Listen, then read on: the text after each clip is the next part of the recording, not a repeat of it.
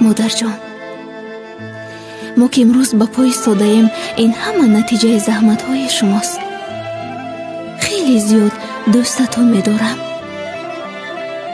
با تمام وجود و قلبم که این را گفتنش خیلی مشکل است. بعضن سخت پزمونتون میشوم و با شنیدن صدایتون خود را آرام میکنم. شکر خداوند که تو را کنار خود داریم، مادری بهتر از جانم. مادری جان، چشم و ابروی تو را پزمان شدم، از داری ها شعله روی تو را پزمان شدم.